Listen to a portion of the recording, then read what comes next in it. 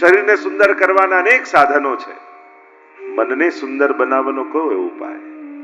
મનને પવિત્ર બનાવવાનો કયો ઉપાય? શું ખાઈએ કે મન પવિત્ર થાય? શું જોઈએ કે મન પવિત્ર થાય?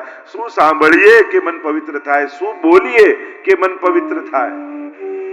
શાસ્ત્રો એટલે જ તો ભગવત નામનો આટલો આગ્રહ રાખે છે. આ બધું શેના માટે છે? કારણ કે પવિત્ર મનમાં જ ભગવાનનો પ્રવેશ થઈ શકે છે. મહાપ્રભુજીના શબ્દોમાં કહું, ષોડશ ગ્રંથમાં તો વિષયાક્રાંત દેહાનામ નાવેશ સર્વથા હરે. વિષયાસક્ત હૃદયમાં ભગવાનનો નિવાસ થઈ શકતો નથી. એટલે પ્રભુને હૃદયમાં પધરાવવા માટેની પહેલી શરત અંતઃકરણની વિશુદ્ધિ, પવિત્રતા. અને એ પવિત્રતા સિદ્ધ થાય છે ભાગવતના શ્રવણથી. અને તમે જ અનુભવ કરશો, જેમ જેમ ભાગવત સાંભળતા જશો અંતઃકરણ પવિત્ર થતું હોય એમ લાગશે. સાંભળવા માત્રથી અંતઃકરણની વિશુદ્ધિ છે, ભગવત ભાવ જાગૃત થતો હોય એમ લાગશે. આ ભાગવત એકમાત્ર કલયુગમાં એવો ઉપાય છે જે મનને વિશુદ્ધ. કારણ કે અત્યારના સમયમાં બાકી બધું જ સુધર્યું છે. રોડ, રસ્તા, પહેરવેશ, આભૂષણ, અનેક પ્રકારની ડિજિટલ સામગ્રી, કે બધું જ પહેલા કરતા અપડેટેડ થયું છે. મન બગડ્યું છે માણસ. અને મન બગડ્યું છે એટલે મળેલા સાધનોનો પણ માણસ પોતાના પતન માટે જ ઉપયોગ કરવા લાગ્યો છે. સાધનોનો કશાનો દોષ નથી હોતો. ફોનનો શું દોષ? તમે ક્યાં લગાવો એ તમારા ઉપર છે. કારનો શું દોષ? તમે ક્યાં લઈ જાઓ એના તમારા ઉપર છે. મૂળ વાત છે બાકી બધું જ સુધર્યું દુનિયામાં, માણસનું મન બગડ્યું છે. અને જેનું મન બગડ્યું છે એને રાખવો ક્યાં? એને સાચવવો ક્યાં? કારણ કે બહુ કઠિન છે. એક વ્યક્તિનું મન બગડે છે તો એ બીજાના વિચારોને બગાડવાનો પ્રયાસ કરે છે. આ બહુ સહજ છે.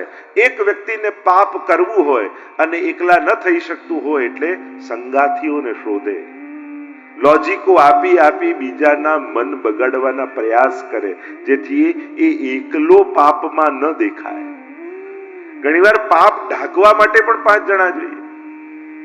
અને એટલા માટે બગડેલા મન વાળો વ્યક્તિ, એટલે જ સામર્થ્ય બહુ વધ્યું છે ને સમાજનું, અને એટલે જ સમજણની વધારે જરૂર પડી છે. કારણ કે સામર્થ્ય જ ક્યાંક આપણા પતનનું કારણ ન થઈ જાય. એટલા માટે સત્સંગની જરૂર છે, સારા વિચારોની જરૂર છે. કારણ કે જો દુનિયામાં સમર્થ લોકોના મન બગડ્યા ને તો એ સમર્થ લોકો દુનિયાનો સર્વનાશ કરી નાખશે. એટલે મનની પવિત્રતા સિદ્ધ થાય એ દરેક માટે. નહીં તો ઘણાને એમ થાય કે આ કથામાં શું, લોકો હોસ્પિટલ બાંધો, આમ કરો, આ કરો, આ કરો, ઘણું બધું થઈ શકે ને કરવું જ જોઈએ. પણ વિચાર કરો, મન બગડેલું હશે ને એ કોઈ ઉત્તમ સંસ્થાના શ્રેષ્ઠ સ્થાને બેઠો હશે તો એ સંસ્થાનો દુરુપયોગ નહીં કરે.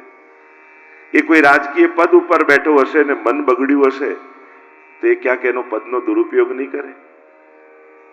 નથી લાગતું કે સમાજના સ્વાસ્થ્ય માટે કેવલ શરીર સ્વસ્થ રહે એ જ નહીં, મન સ્વસ્થ બને એ પણ સમાજના સ્વાસ્થ્યનું એક અંગ છે. અને સ્વસ્થ બને મન એટલે સાયકોલોજીકલ જ નહીં, આધ્યાત્મિક ને ધાર્મિક રૂપે પવિત્ર મન થાય એ જરૂરી છે. પવિત્રતા હશે તો જ વિચારોની શુદ્ધિ, બીજાના હિતનો વિચાર, પોતાનો હક, બીજાનો હક, આ બધાના વિવેક. નહીં તો એ જ વ્યક્તિઓ છે, પરિવારના એ જ છે. પણ આ ધર્મ જ તો આપણને શીખવાડે છે માં જોડે કેવો વ્યવહાર, પત્ની જોડે વિચાર કેવો, દીકરી જોડે વિચાર કેવો, બહેન જોડે વિચાર કેવો. દરેક વ્યક્તિ દીઠ, સંબંધ દીઠ આપણને કેવી જુદી ભાવનાઓ છે. વિચાર કરો, આનો વિવેક જો ખતમ થઈ જાય દુનિયામાં તો સમાજનું શું થાય? કોઈ કે ધર્મની જરૂર નથી, અને ધર્મ જ તો આપણને વિવેકી બનાવીને રાખે છે કે દરેક માટેની લાગણીઓ જુદી છે, દરેક માટેનો વિચાર જુદો છે, દરેક માટેની ભાવનાઓ જુદી છે, દરેક માટેનો વિવેક જુદો છે. આ સહજ એક માનવ જીવનની એક વિવેક છે જે ધર્મ થકી દરેકના જીવનમાં આવે છે. કોઈ ભગવાનમાં માને ન માને, પણ ધર્મ વગર તો કોઈને ચાલવાનું નથી. અને એટલા માટે આ ધર્મ એ સામાજિક વ્યક્તિને સામાજિક બનાવવા માટે નિતાંત આવશ્યક છે. અને આ જ વિવેક સમાજને સ્વસ્થ સમાજ બનાવી રાખે છે. શ્રીમદ ભાગવત એ મનને પવિત્ર કરવાનું શાસ્ત્ર છે અને કહ્યું કે આ તો મોટા મોટા દેવતાઓને પણ દુર્લભ છે. અને આ કથા જ એવી છે. આપણે બધા નસીબવાળા છીએ કે આપણે સ્વર્ગમાં નથી પણ ભૂતલ પર છીએ. સ્વર્ગમાં ક્યારે કોઈ ભાગવત કથા બેસાડી હોય સાંભળ્યું? અને નથી બેસાડી, નથી સાંભળતા દેવતાઓને, એટલા માટે તો એમને ભૂતલ પર આવવું પડ્યું. અહીંયા સુખદેવજી કથા કહેવા જતા હતા પરીક્ષિત મહારાજને, એટલામાં બધા વિમાનો ઉતર્યા દેવતાઓના, અને વિમાનો ઉતર્યા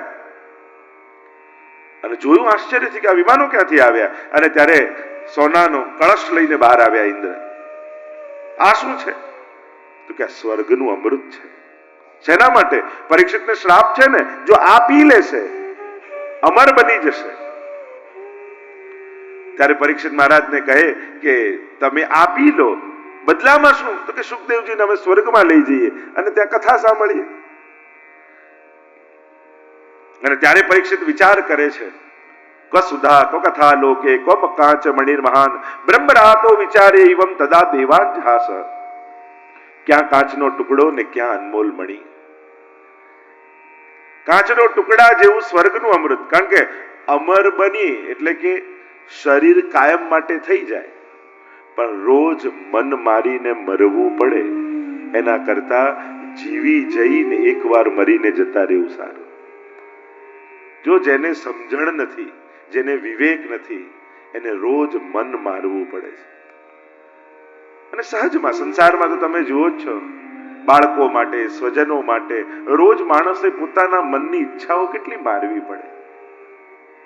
ઈચ્છાઓ પૂરી કરી કરીને આપણે નથી જીવતા, ઈચ્છાઓને મારી મારીને જીવીએ છીએ. પછી ભલે મોટા થઈને બાળકો કે તમારા માટે કર્યું શું, એને કેમ સમજાવું કે બેટા અમે જતા હતા તૈયાર થઈને ફરવા અને તારી તબિયત બગડીને અમે બધું કેન્સલ કરી નાખ્યું. અમે યાત્રામાં જતા હતા, તને ઠીક નતું, અમે બધું કેન્સલ. કેટલી વાર તારા માટે મનને માર્યું છે અને મનને મારી મારી તને જીવાડી છે યા તને જીવાડ્યો છે, એ હવે સમજાઈ ન શકાય. દરેક વસ્તુના ખુલાસાઓ ન હોય. અને અમુક સ્થાનો એવા છે ને, એના વ્યવહાર કરતા એનો આદર આપવો એ શ્રેષ્ઠ છે. સ્થાનનો આદર હોય છે, એ સંબંધોનો આદર હોય છે. ઘણી વાર દરેક જોડે વ્યવહારનો સંબંધ આપણો નથી હોતો. જ્યાં વંદનનો સંબંધ હોય ને ત્યાં વ્યવહાર ન જોવાય. આ વાત છે, પણ વંદનીય છે. ત્યાં વંદન કરી એનો સન્માન જાળવી લેવું સારું. અહીંયા થયું સ્વર્ગથી, સ્વર્ગના અમૃતથી ચિરંજીવી થઈ જઈશું, પણ ભય, ક્રોધ, લોભ, ઈર્ષા, દ્વેષ આ તો દેવતાઓના પણ ગયા નથી, જેને સ્વર્ગનું અમૃત રોજ પીએ છે. છતાંય જો કોઈનો ઇન્દ્રાસનની પ્રાપ્તિ થવાની હોય તો ઇન્દ્રને ચિંતા થઈ જાય. આવી ઇનસિક્યોરિટી ઇન્દ્રાસનમાં બેઠા બેઠા ઇન્દ્રને છે. પછી એને સુખ હોય, એને આનંદ હોય. અને ફકીર થઈને બેઠેલો કોઈ ભક્ત ગમે તેટલા એના પ્રલોભન આપે એને કોઈ ચિંતા નથી, કારણ કે એને વિશ્વાસ છે ભગવાન પર. તો વધારે નિશ્ચિંતા કોની? અને અમરત્વ એટલે કોઈ એક શરીરમાં જીવવું જરૂરી થોડી છે. શરીર તો મરી પણ જાય. ઘણા લોકો કોઈની પ્રેરણામાં જીવે, કોઈની યાદમાં જીવે, કોઈના સિદ્ધાંતો. કેટલા મહાપુરુષો આજે સદેહ નથી પણ કરોડો લોકોની પ્રેરણામાં જીવી રહ્યા છે, શ્રદ્ધામાં જીવી રહ્યા છે. તો એ એમનું અમરત્વ નથી, એમની શાશ્વતતા નથી. હયાત નથી છતાંય કરોડોના હૃદયમાં છે. આ એમનું અમરત્વ જ છે. એટલે ભાગવતની કળા મરીને જવાની નથી, જીવીને જવાની છે. મૃત્યુ તો આવવાનું જ છે, પણ મરીને આપણે નથી જવું, આપણે તો જીવીને જવું છે. ક્યાં કાચનો ટુકડો ને ક્યાં મણી. પેલું આમ એક આવ્યો ઝવેરી રાજા પાસે અને કેવા લાગે આ મણી લાવ્યો છું, પણ આમાંથી 1 કરોડનું એક મણી છે ને એક સાવ કાચનો ટુકડો છે. મહારાજ આપ તો બહુ મોટા પારખું છો ને, આપ પારખો અને ખરીદી લો. જો ખોટું આવે તો ખોટું અને સાચું મળે તો સાચું, પણ કરોડ રૂપિયા આપવા પડશે. બધા ચિંતામાં પડ્યા કે એક સરખા કાચનો ટુકડો સરખો ને મણી એક સરખો તેજ, એક સરખો પ્રકાશ.